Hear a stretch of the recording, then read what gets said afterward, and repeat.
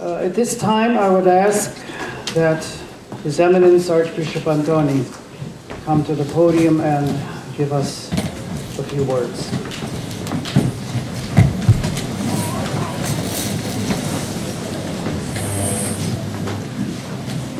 Your Eminence, Brother Michael, my brother clergy, please be seated. My dear brothers and sisters in Christ. Slava Isusu Christu. Glory be to Jesus Christ. I think it's a conspiracy against bishops. Because they bring you into a banquet, they feed everyone until they're completely sated, and he himself is sated. And then they say, Bishop, come up and speak.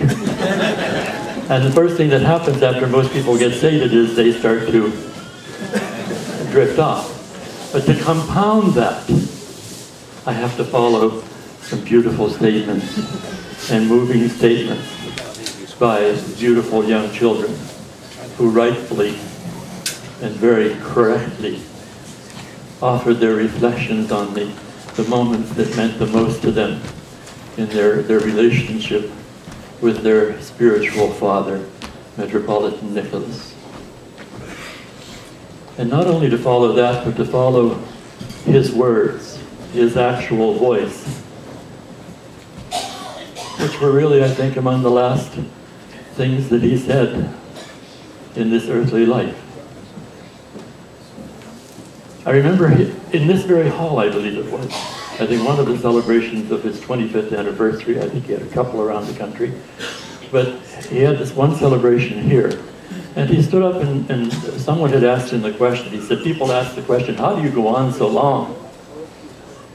And because he was at that time, I think, just approaching his 50th anniversary, or maybe it was right after the 50th anniversary of his priesthood.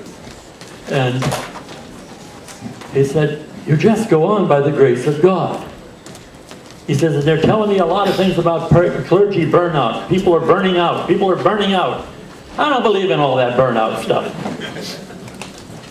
He says, people of faith cannot burn out because the faith that they have in the Lord gives them all they need, will provide them with all the strength, all the courage, all the fortitude that they need to carry on a daily basis and to accomplish good things in the name of the Lord. And as I listened to those words that the Metropolitan spoke,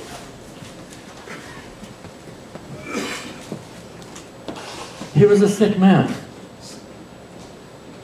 And he could have dwelt on that sickness. And he could have, that whole talk could have been nothing but a final farewell and talking about himself. But he didn't. And it wasn't only at that time, on the celebration of his anniversary, or his 75th birthday, that I heard him speak to you, Reverend Fathers, you, his children in the faith, about how much he appreciated you and how much he loved you and how important you were, each of you as individuals and collectively as the instruments of God serving in a very difficult world. He meant that with every fiber of his being. I spent a lot of time with him and talking to him throughout the years, and so many pearls of wisdom have come to me that have given me the fortitude to carry on at difficult moments, and there have been some extremely difficult moments. And I hope that you will take what you heard from him tonight, and I believe that you already have, taken what he has said into your hearts and into your minds and into your souls. I can say that I believe that he was an honest-to-God good man. And there is nothing better that can be said about anyone. And I'm not just saying he was a good man. I'm saying an honest to God good man. Because he was honest to God about himself and the responsibilities that God gave him in his ministry.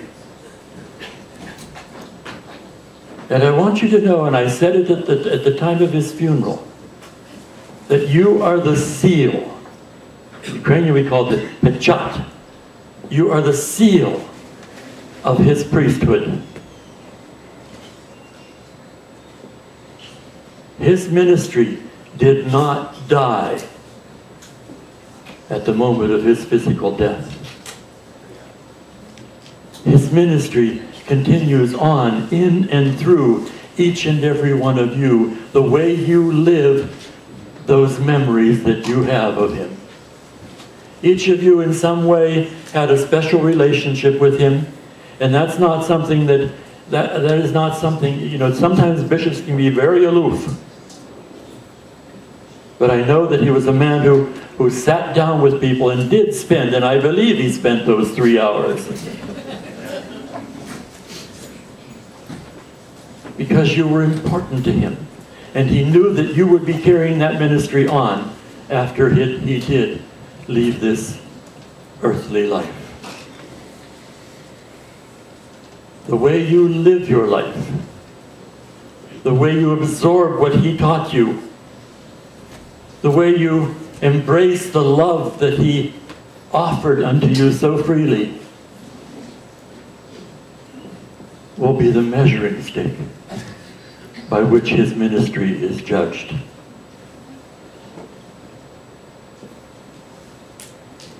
I thank you all for the goodness that you showed to him and the love that you returned to him. He felt it, he knew it, and that gave him the strength to get up each day. I can think of nothing more beautiful than the last hours of his life when we sat around his bed in the what do you call those places? The hospice. And the number of people who came in and out all during that day, and the number of songs that were sung. The number of church hymns that were sung because they knew that that was what he loved. And there was a peace that came over his face whenever those pieces were being sung. It was an extremely moving moment and a touching moment and a gift to him on the part of all of you who participated in it. Yes, you all have those individual memories. You all know what he did, especially for you as an individual. You clergy know what he did in support of your ministry over and over and over again. And the times that he had to be and could be a real spiritual father to you and offering you advice that perhaps you didn't like hearing at the moment. But I know that you're carrying all those words in your heart now, and you will pass that on to the people entrusted to your spiritual care. Metropolitan Nicholas was a man who you didn't have to spend very much time with to learn very quickly. Was a man who lived the gospel. A man who appreciated, as he said in that little talk, every single moment that the Lord gave him, and every single person that touched his life, from whom he took something in order to serve the Lord better. I can remember being in the Patriarchal Seminary on the island of Halki off the coast of Istanbul, in Constantinople. And we're going through, he's like a little child walking through the halls of that seminary, and he dragged me all the way down the hall to the room that he slept in, then dragged me all the way down to the hall to the classroom where he had his classes, and then all the way downstairs into the cafeteria where the very seat that he sat in, and who sat in every seat around him. And he said, I learned what Christian love was here.